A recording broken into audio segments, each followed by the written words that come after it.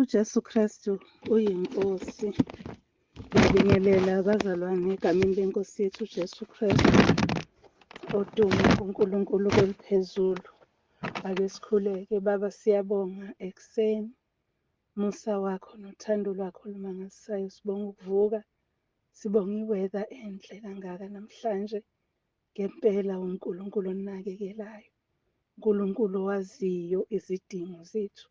Siyabonga Nkosi ukuthi awuzange ulenze iphutha ekusidaleni. Ngempela uyasizwela udumo kuNkulunkulu kweliphezulu nokuthula kubantu abathokozelwa nguJesu Kristu inkosi. Sizofunda izwi lakho Nkosi manje, siyacela ukuthi ube nathi ngoJesu Kristu ophilayo. Amen. Ngiyanibingelela abazalwane egameni lenkosi yethu Jesu. Namhlanje-ke njengoba ngifake inkonzo ekuseni nje, bekade ngiye laphaya ku-North Coast Radio kune-Pastors Marathon. So namhlanje-ke bathe-ke bacela kuze abesifazane. So islot sami besingo-8. Mangithi ngiyazama ukurekhoda abazalwane ukuze ngivele ngidlulise yona leyo nkonzo, eyidlutho ingavumi ifoni ukurekhoda. Kodwa-ke ngokusizwa inkosi sizophinda ngizofunda lona leli zwi. I-theme abasinikeze yona ithi ngesingisi restoring and recovering lost ground. NgesiZulu ngiyacabanga ukuthi ithi ukubuyiselwa kwalokho okulahlekile. Niyazi-ke bazalwane ukuthi ngiye ngisizwe yinini ekutolikeni. Angazi ukuthi kuya ngani, kodwa ngiye ngisizwe yinini ekutolikeni.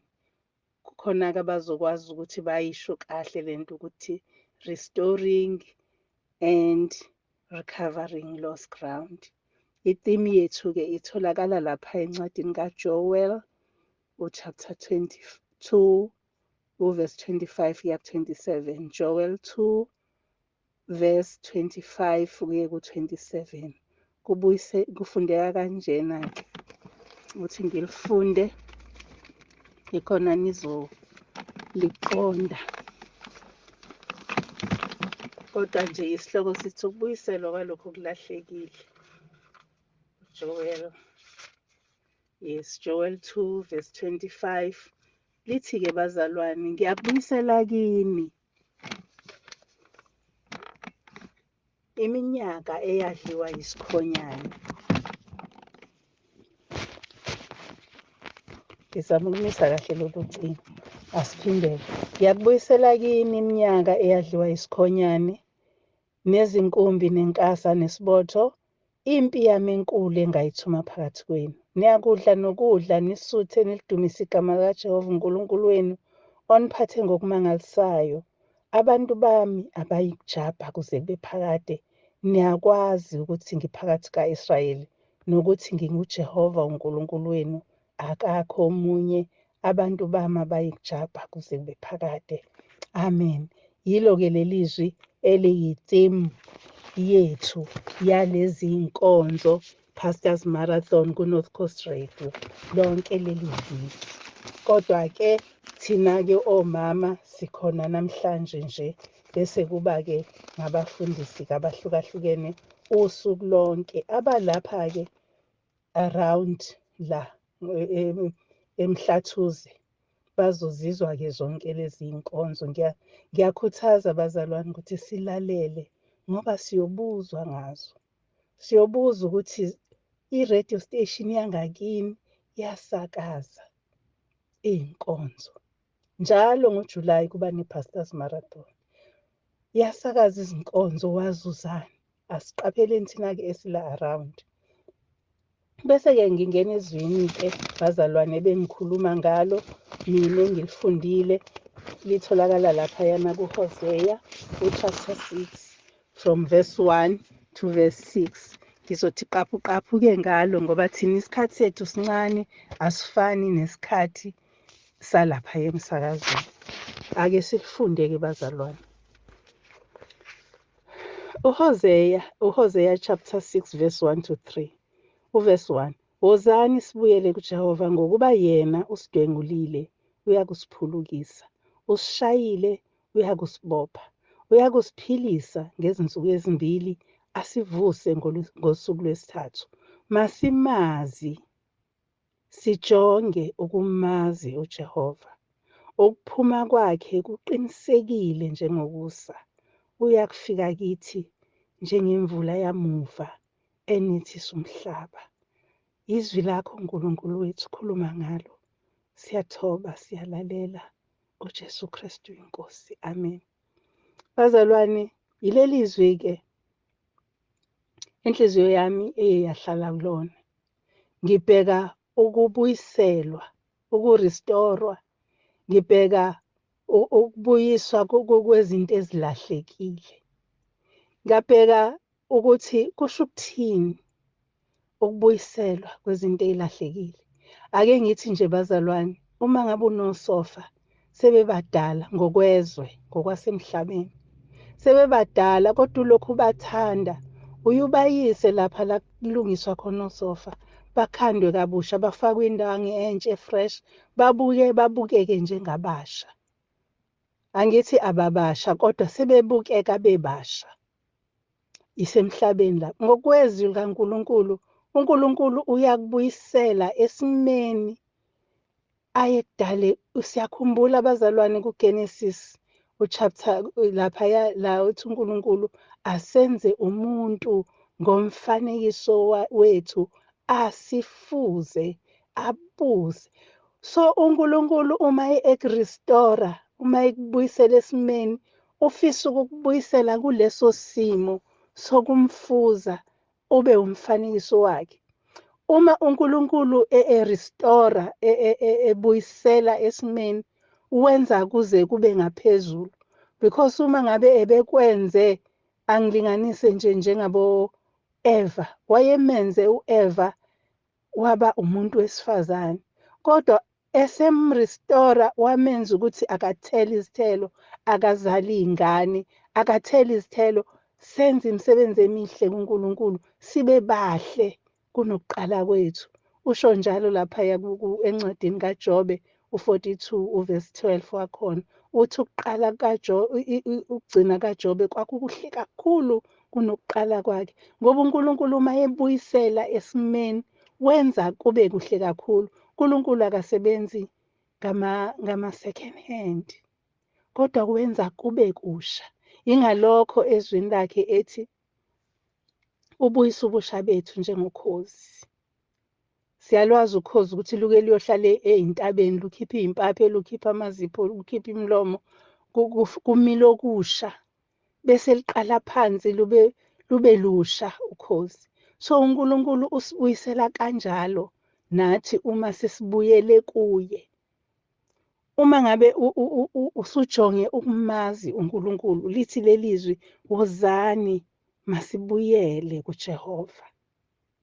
Sesishintshile-ke sakhonza abanye onkulunkulu. uNkulunkulu wethu uNkulunkulu onomhawu, kanti futhi uNkulunkulu onesihawu. La magama abukeka engazuthi iyafana, kodwa ahlukene kakhulu. Umhawu is when umuntu engayithandi into, engayifuni nje leyo nto. Kanti isihawu ila khona ekwenzela konke okuhle nobungakudeserve, nobungakufanele. Unomhawu, unesihawu. Uzathi igama lakhe ungumhawu. Ngoba akafuni sikhonze abanye onkulunkulu ngaphandle kwakhe. Akafuni sibe nezinto esizithanda ngaphezu kwakhe. Akafuni sibe nezinto ezizothatha ingqondo yethu ziyisuse ekukhonzeni nasekudumiseni yena. Akafuni sibe nezinto esicabanga ukuthi ziyi-important, zibalulekile ukudlula yena noma izwi lakhe. Izwi lakhe linguye vele. So uba nomhawu-ke lapho. Kulapho-ke bazalwane la esidwengula khona. Kulapho la esishaya khona. Akasishayi ngoba esijezisa, kodwa usishaya ngoba esibuyisa. Nathi emakhaya bazalwane siyayiqondisa iy'ngane zethu. Sinayo indlela yokubajezisa ukuthi babuye endleleni. Like kwamanye amakhaya lusasebenza uswazi, ingane uma yenza into engafanele iyashaywa. Kwamanye amakhaya ngoswazi. Kwamanye amakhaya ingane uma yenza okungafanele iba ku-detention, iyapanishwa ngandlela thize. Omunye kuthiwe awuzuphuma ukuyodlala nabangani usuku lonke. Omunye kuthiwe uzohlala la ekamereni ungaphumi usuku lonke. Omunye kuthiwe uzohlala ubheke lapha efrijini unganyakazi, ungaqalazi ngemuva. Konke lokho kuyindlela zokumkhombisa ukuthi awenzanga kahle. Kodwa futhi still uzobe umupha ukudla, uzobe usanaka iy'dingo zakhe. So uNkulunkulu wethu unjalo. Akukhona ukuthi uyasijezisa la, kodwa kuwukuthi uyasishaya ukuze siqonde ukuthi uyena uNkulunkulu, uyena umnikazi wezinto. So ingakho lelizwi uHoseya ethi wozani sibuyele kuJehova. Ngokuba yena usidwengulile, uyena. Sinjena nje silahlekelwe izinto zethu, silahlekelwe uNkulunkulu, silahlekelwe i-ground, umhlaba wethu la sima khona, sithi akukho muntu ozosondela. Ingoba sishayiwe uNkulunkulu. Ngoba la ade sibeke khona ukuthi wena uzohlala unxusela abangcwele, wena uzohlala ufunda izwi lami, wena uzohlala ungibhekile njalo njalo. Sasuka thina lapho. Uma sisuka lapho, yena-ke ukuze asibuyisele lapho fanele akasishaye, fanele akasidengule. Kodwa ngoba unesihawu uNkulunkulu wethu, uyasiphilisa ngey'nsuku ey'mbili, asivuse ngosuku lwesithathu. Yingakho-ke uHoseya ethi asimazi sijonge ukumazi uJehova, ngoba ukuphuma kwakhe kuqinisekile njengokusa. Akwenzeki kungasi bazalwane. Uma ngabe kukade kukuhlwile, nakanjani kuzosa. So uNkulunkulu uthembeke ngaleyo ndlela ukuthi akujiki lutho ey'ntweni ay'misile. Naye akajike ezwini lakhe, naye akakaze athi ngelinye ilanga angabe uNkulunkulu odala izulu nomhlaba. Kodwa thina siyamenza ukuthi ngelinye ilanga abe kube ngazuthi uNkulunkulu ongazi lutho ngathi. Kube kungathi uNkulunkulu ongazange adale konke. Uzwe umuntu esethi, hhayi uyazi ukuthi mina ungasizakala usizwe udokotela othize osendaweni ethize. Umuntu ebesethatha ithemba lakhe alibeke kuloyo dokotela. Athi uma efika lapho yena angasizakali ngoba udwengulwe uNkulunkulu. Fanele akabuyele kuNkulunkulu ajonge yena. uNkulunkulu ebese yamphulukisa. Bazalwane, uNkulunkulu uthembeka ngendlela yokuthi uma ngabe sekubuyisela endaweni yakho, kungabe kusabonakala ukuthi unamasikazi ukuthi ukushayile ngoba uyabopha izilonda zakho. Usho njalo laphaya kuJeremiya 30 uvesi 17 wakhona uthi ngokuba ngiyakubuyisela ukuphila kuwe, ngelaphe izilonda zakho, usho uJehova, ngokuba bakubize ngokuthi oxoshiweyo neSiyoni elingafunwa muntu. Uma abantu sebekudelile, sebekubiza ngawo wonke amagama, uNkulunkulu uyazibopha lezo yilonda zakho. Nalapho la ede kushaye khona imivimbi yakhe, uyayibopha bese uvuke ube musha, abuyisele ukusha kwakho njengokhozi. Bazalwane, uNkulunkulu wethu muhle, thembekile, besingathembeka nathi kuye. Iyodwa-ke indlela esiyaziyo eyokuthi sizilungise. Ukumjonga kwethu kusho ukufuna intando yakhe. Ukumjonga kwethu kusho ukuphakamisela kwethu amehlo ethu ezintabeni la usizo lwethu luvela khona. Ukumjonga kwethu kusho khona ukuthi simdumise njalo njalo, sihlale kuye, sivume izono, sishiye yonke into eyenza ukuthi ingalo kaJehova ingafinyeleli ukusisiza. Sishiye imithwalo, sikhumule umuntu omdala, sikhumule ingubo endala esiyigqokile. Bazalwane, uma sihamba emgwaqeni siyathelwa zintuli. Ngike ngakhuluma lana abantwana kade bela ekhaya. Ngikhuluma ngendaba yokuthi kukhona into evithikayo kithina kumuntu uma ehamba. Ngibalinganisela ngokuthi la ekhaya ngesinye isikhathi siba busy kangangokuthi asibi khona usuku lonke. Sivuka sikline, simophe, sishanele, simophe, kube clean sihambe. Masibuya ntambama sesilungiselela ukulala siyalala.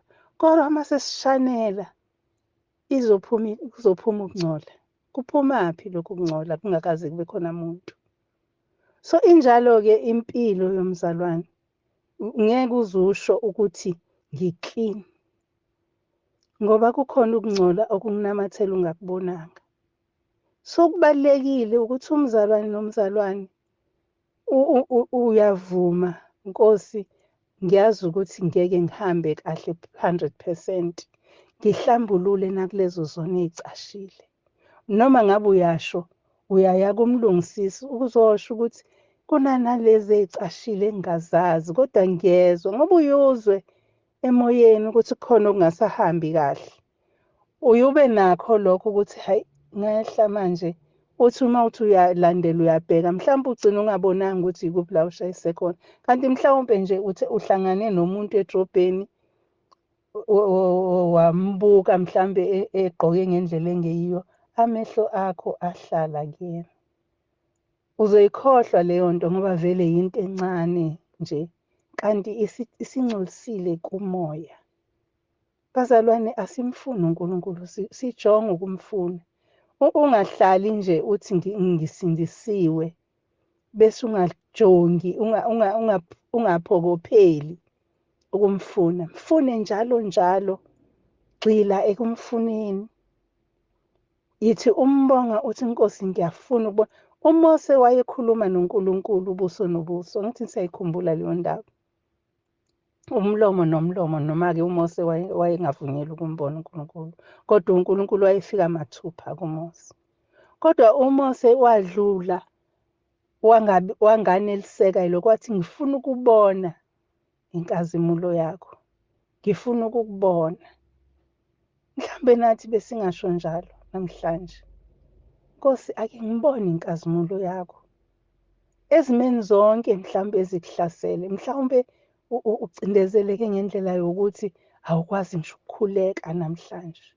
Mhlawumbe ulimele, uhlupheke kangangokuthi awukhoni nokucabanga ngaphandle kwenhlupheko yakho. Mhlawumbe ushonelwe, awuboni ukuthi ikusasa likuphatheleni emndenini. Ngoba bakhona abanye njengabomakoti abathi mabeshonelwa abayeni kube khona ukuthi umndeni uzothatha yonke into mntana umuntu angasali nalutho olomyeni wakhe. Maqede bamxoshe ngendlela yokuthi bazomhlupha. Mhlawumbe kuleyo situation ngifisa kabi ukuthi umbonge uNkulunkulu umdumise lapho. Khumbula ukuthi abantwana bakwa-Israyeli babeke bamdumise impi imisile nxa zonke. Baphume nje uDavid amdumise uNkulunkulu.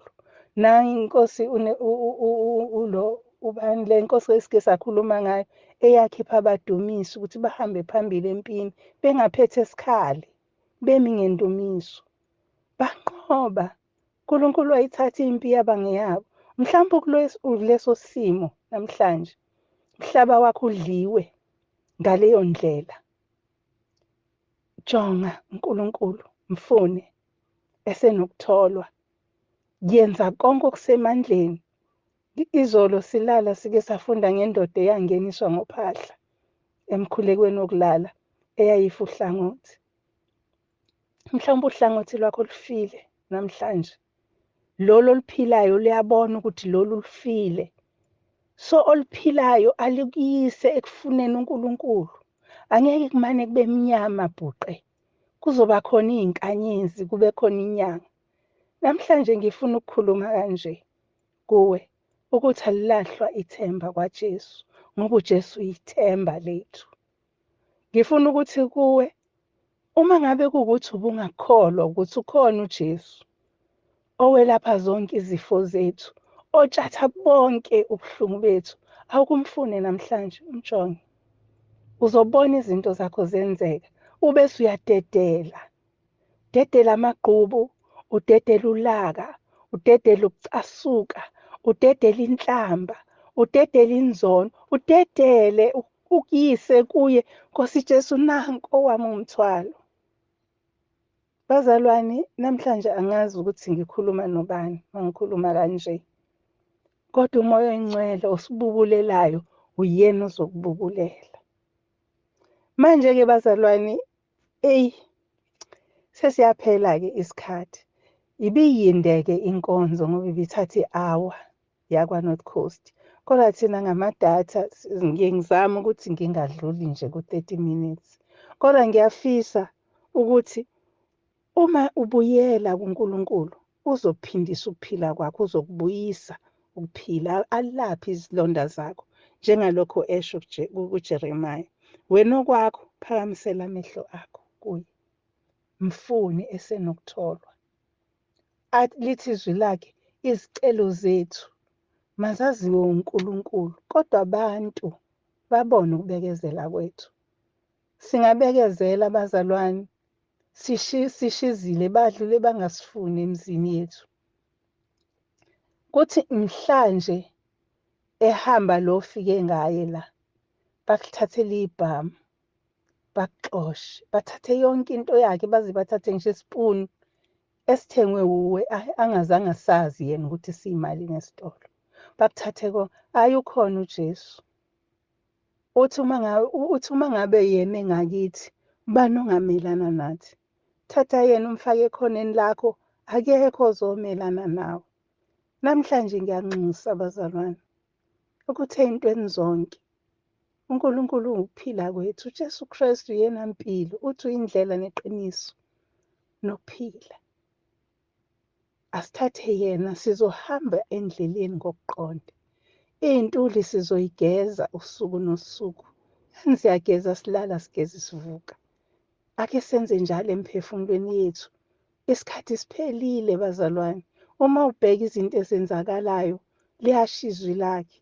Lithi uma nibona amanyala nencithakalo, anokwazi ukuthi iNkosi isiseduze. Siyayibuka lezi zinto, siyazibuka. Sizibuka izinto simangale ukuthi hawu kwakwenzeka kanjani kube nje. Kodwa kukhona ezwini, asingeke sikushintshe.